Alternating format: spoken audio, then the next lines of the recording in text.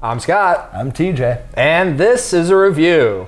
On today's episode, we'll be reviewing Glass Onion, a Knives Out mystery.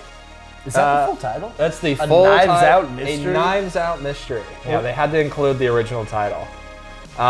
We're going to tell you all about, we're going to spoil this movie for you. We're going to tell you all about Glass Onion. We're going to tell you who done it.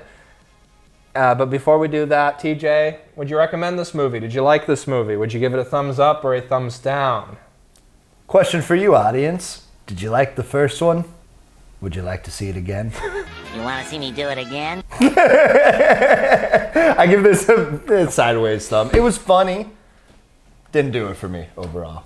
Yeah, I found this to be amusing at times, but I also found it to be kind of irritating in more times. And there's a lot of things that I found this to be kind of up its own ass, and it bothered me. So I would also give this a meh thumb. Not a total bad thumb. There's some good performances in here, and there's some interesting things that I did enjoy, and we'll tell you what those things are. But first, you gotta like and subscribe. You gotta ding that bell. You gotta ring that bell, and you gotta do all the things with the bell. And then, you know, spoiler skull.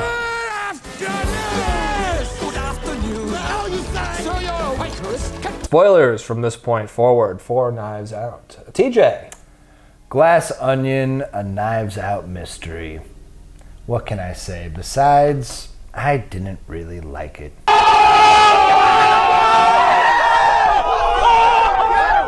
It's funny. Yeah. I'd like to praise the comedy. I think that these characters feel like caricatures in comparison to the first one. Like, they're all turned up to 11 or 12. These are SNL caricatures of real people. And that's fine. I'm okay with that. The reason I don't... SNL. On SNL. But also, to be honest, in this movie, the comedy and the characters weren't necessarily the problem for me. It's a murder mystery movie that I don't feel like ever had an actual mystery. Like, no. I was never worried about something chaotic or unforeseen happening. And, you know, I'm an attentive audience member, but I shouldn't always know where this is going. Right. Well, the first Knives Out, it's a more smaller, it's a bottle film. It's all taking place in a mansion, even though it breaks out of that at one point and stops being a bottle film, which I actually don't like about the first one. But similar setup where you have a lot of characters in an environment trying to figure out who done it. The difference here is the first hour of the movie is setting up in excruciating detail how all these characters are connected together, which, okay, there's something to be said about setting the stage for a mystery and helping you figure out who done it. The problem here for me is the big thing with Rian Johnson as a director and a writer is he likes to subvert expectations.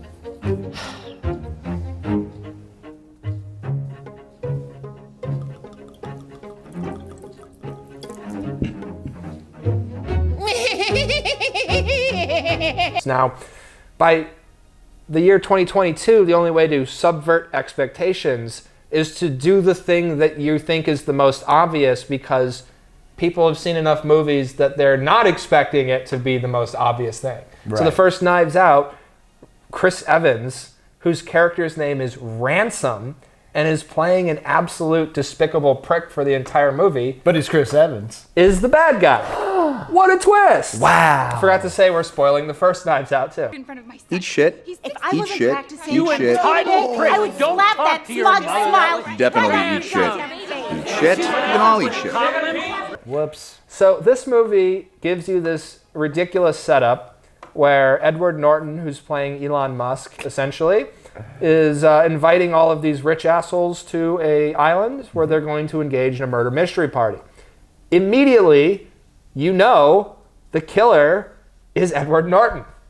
And at no point does the movie ever really dissuade you from this. And it turns out that it's him. Oh, surprise. And there's no other real... There's another twist, but it's the dumbest thing in movie history. It is. And this movie shows you Edward Norton doing it. Because here's the thing. Yeah. In the first Knives Out movie, the murder's already happened. The dude's dead. Yeah. Nothing has actually happened at the start of this film. So not only do we have to contrive all of our characters to this spot, but we also have to see it happen. I've invited you all to my island. Hi. Because tonight, a murder will be committed. My murder. Once you're dead, will we still be able to talk to you? Yeah, I'm not playing dead the whole weekend, dude. This is truly delightful. Look, it's pretty obvious, but the thing that really upset me was that not only do we have to see the murder happen, but we watched him do it. And then later they go, oh, well, when he took my drink. And then they show you the same shot, but it's a different shot because they actually changed the action. Well, it's also clear right away that Edward Norton's character wants the spotlight on him. Benoit Blanc, aka Daniel Craig, immediately solves the mystery, which is the funniest part of the movie. Great scene. And you could tell right away that Edward Norton's character is pissed. He's a psycho. And he's breaking like, in that moment. Right. It's like right away you're like, oh, he's mad that he... And I wasn't exactly correct in his motivation, but then the motivation is like the most obvious thing ever, which once again, the movie multiple times goes out of its way to be like, but that would be stupid, right? It is. It is stupid. Because it's exactly what happens. It's a little cathartic at the end when Daniel Craig finally tells you what happened. Yeah. Even though you've seen what happened. Yeah. But, he's like, that is dumb. Any questions? Wait, what are we with? What do you mean? What do you want? No, nothing. I just thought maybe there was a prize. A bizarre cameo from Ethan Hawke. Still can't figure that one out. I really thought he was going to come back as an eccentric butler. Something. What is he? He literally shows up to administer COVID vaccines to them, but they never explicitly say that it's COVID vaccines. He's spraying disinfectant in their throats. But they basically are like, we have to establish that there's COVID, but then we also have to spend a bunch of time to establish that we're not going to talk about that again. Right. So just don't mention it to begin with. But then it's irresponsible because they got to wear masks at the beginning, and then once they've been disinfected, you're good. How about it's just, it's just we don't acknowledge COVID in this movie, in this fantasy movie that has no reference to it otherwise. Let's put it this way. These are all high-profile characters who live big Fortune 500 type lives and stuff. So why not just make it, hey, we do a stress-free weekend get-together every weekend, which they already say they do in canon. They did not need... nothing to do with COVID. They did not need the added layer of, we know you guys are all sick of being stuck at home. You're doing Zoom classes all the time. I'm a teacher, so a lot of Zoom. I'm like, okay, we get it. Like, what is this adding to the story? Absolutely nothing. Hello. Oh my God. Crew, we've arrived. Disruptors have assembled. I did, for the most part, I did actually like the performances. I thought the acting and the characters were decent. I love Daniel Craig as this character. I find him very entertaining. He does a good Foghorn Leghorn. The twist in this movie, though, is they do the same thing they did in the first movie, which is that somebody else in the house is working with Daniel Craig, unbeknownst to us and the rest of the people. So halfway through the movie, they stop and they're like, okay, here's all the backstory that you didn't know about.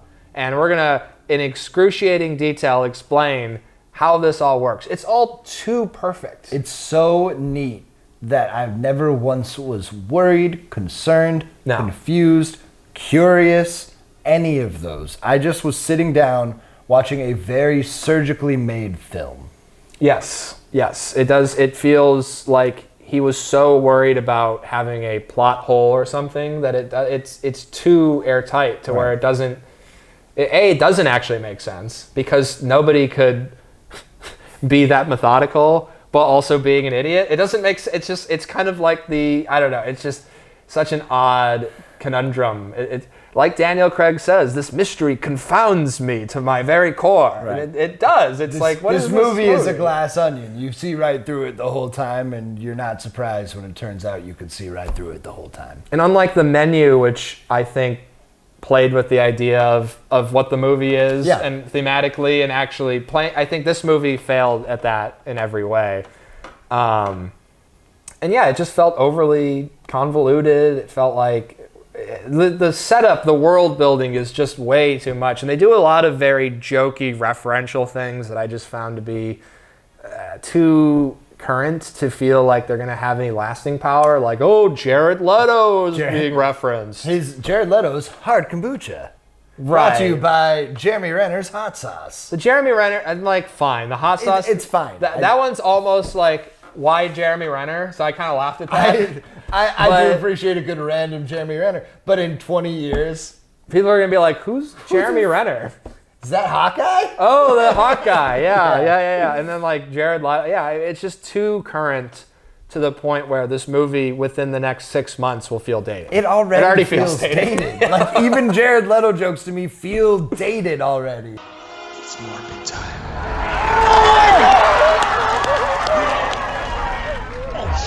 There's two major twists in this movie that weren't really needed or felt very just like, oh, this is how it'll happen because it needs to happen this way. The first, I did not need the twin sister whole thing. I mean, like, it's fine. It's totally fine. But it adds so many questions that I don't actually get answers to. Like Edward Norton having already killed the other twin and then seeing her. And, like, he's like, yeah, a little confused, but, like, look, I will, at least I have an answer for that one, that in the logic of the movie, Edward Norton doesn't want to admit to murdering his ex-partner / girlfriend, wife. They don't really ever establish if they were dating, but I don't think they were. So to if he were to reveal that he knew that the twin sister was the sister, he would also reveal that he knew she was dead, which nobody knew yet. Right, but they're all acting like Daniel Craig also knowing, like they're all acting like everything's, I don't know. It is a thing where only 4 of the characters don't know what's going on. Right. And it's the 4 people that have little to do with what's going on. They have really no actual substance. They're covering. They're caricatures to be there and make you think that maybe they did it, but you don't ever think. Yeah.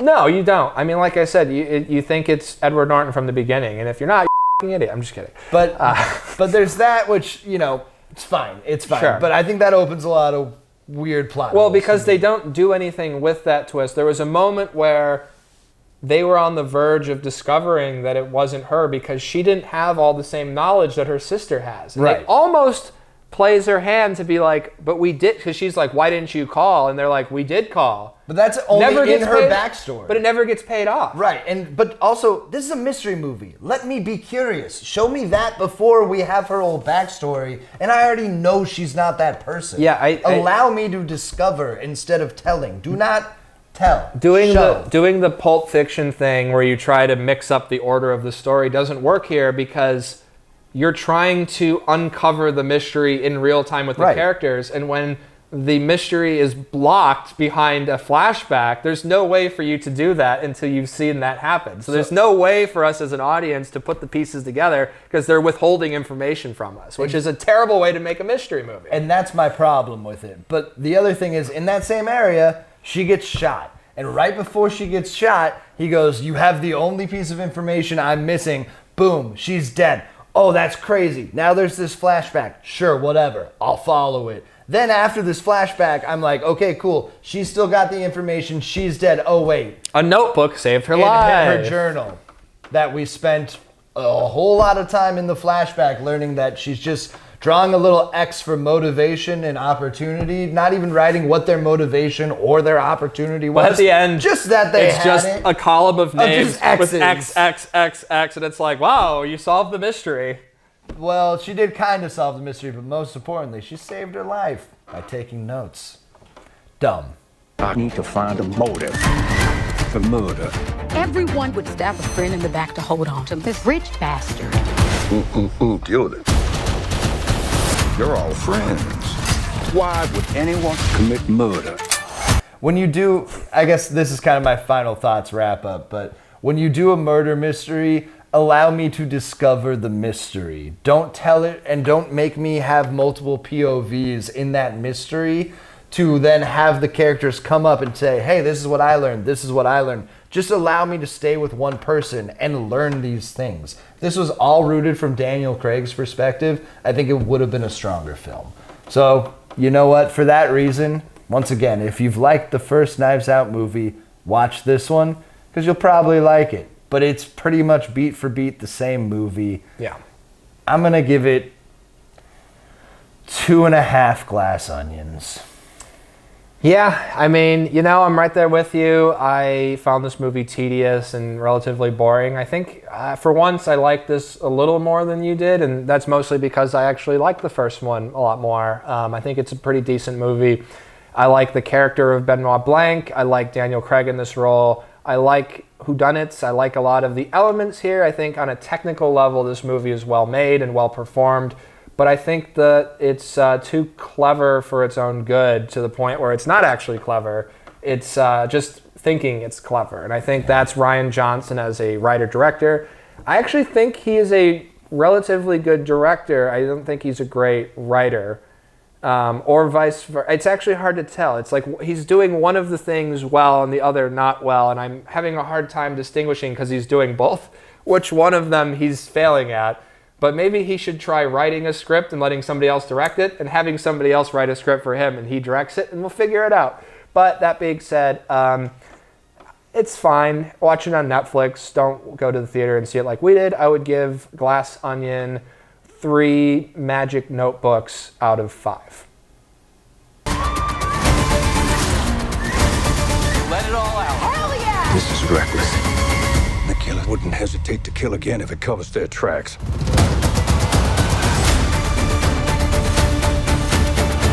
There you have it. There's Knives Out. Check it out. Let us know what you think. If you watch it on Netflix or whatever, let us know. I think some people are liking this, so I'd be curious to hear. Maybe we're in the minority of people that didn't like this. So if you disagree with what we had to say or really do agree and you're frustrated that nobody else understands you, Let us know. let us know in the comments below.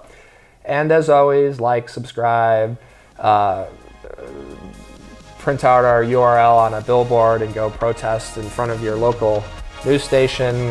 Get the word out there. Yeah, any way possible. Yeah. All right. Well, this has been a review. Bye-bye. Toodles. I do toodles a lot. You do two toodles a lot.